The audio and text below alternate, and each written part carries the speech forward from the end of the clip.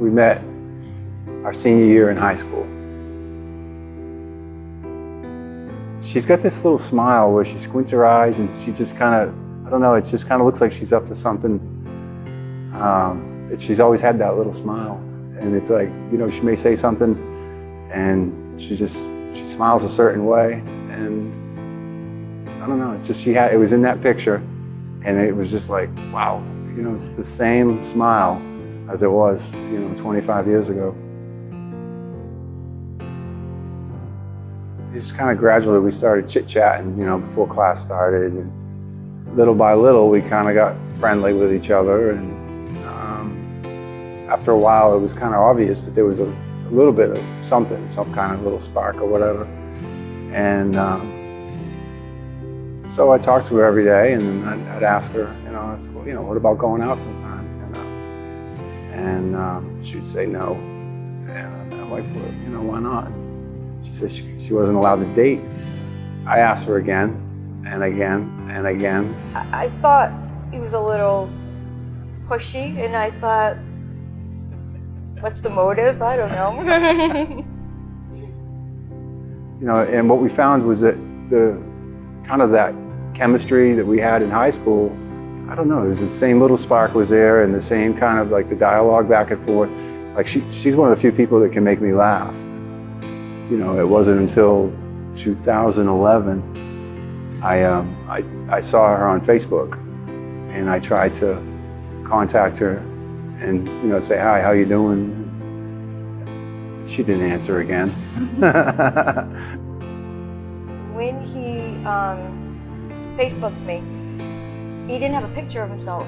It was like a picture of some, like, it was like something like that. A car or something. And I thought it was Brian Rose, the baseball player, which I didn't know personally. So I thought, okay, you know, we became friends on Facebook, but I never communicated. So we did communicate once. It was something about, you have a handsome family. I had a picture of me and my kids. We went to Florida. And I said, thank you. That was it. She didn't call. I didn't call for a while. She's just like high school again. Yeah. And then he sent me a Facebook message and said, when are you going to call? I've been waiting. This is like days have gone by, you know. She's like, I'll call you. She's like, I'll call you this weekend. The weekend comes and goes, you know. And then it was like the following weekend, after I bugged her a little bit, she called me. We stayed on the phone 6 hours the first night. And then, you know, usually when you talk to somebody, if you talk that long, inevitably the conversation dries up and you've pretty much covered all the bases and there's no more to really. Well, our conversation never got to that point. It just kept, it just kept evolving. We talked the next night for 8 hours, and it went on this way, like night after night. We were sleep deprived. Both of us were like, you know, we were sitting up all night on the phone and not getting much sleep. And then you know, we talked and decided that, you know, maybe I should come up and visit. Last year, I had decided to move up here. Shortly thereafter, I got real sick with, you know, my heart, and had to have open heart surgery, and they flew us down to Virginia, and we were down there for 2 months, and she was there every single day. And it's hard for people to really appreciate that. It's like you can go visit somebody in the hospital for an hour, or, you know, and do that for a week or two. But when you sit with somebody for 6 hours, 8 hours, every single day, 7 days a week, for 2 months on end, that's a lot. And, you know, she put her life on hold here, and did that, you know, for me. It definitely showed me how much she cared, you know, what she was willing to do. Not everybody would do that, you know. So now we're waiting on the heart, a transplant. I think as far as us getting married, I think it's almost like it makes everything complete. It's like there was something, everything was there except one thing. But while we were in the hospital, she met with one of the coordinators who manages my heart, and her name's Lisa Martin. And Lisa Martin told Sue about the Wish Upon a Wedding Foundation, because at that point we didn't know anything about it. You know, the Wish Upon a Wedding Foundation's granted this wish, and it's gonna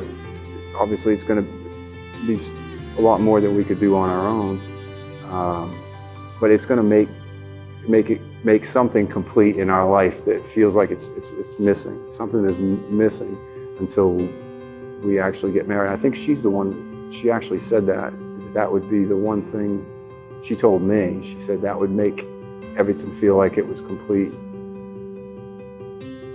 When things got really bad, everyone, you know, people would ask me, like, you know, you just came into this relationship.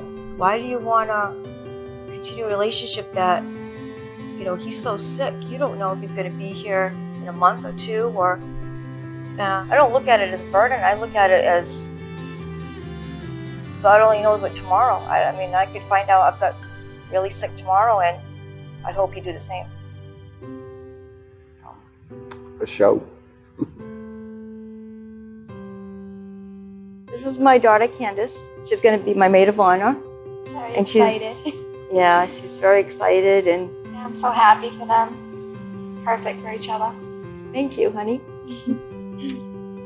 We just want to thank all the people that made this possible, all the people that donated their time, their services, and their effort, and their energy, and all the people that just see a wedding as more than just a ceremony, and actually, you know, really try to make it something special for people. Yeah. So I'd just like to thank everybody very much. Welcome. Thank you. Thank you.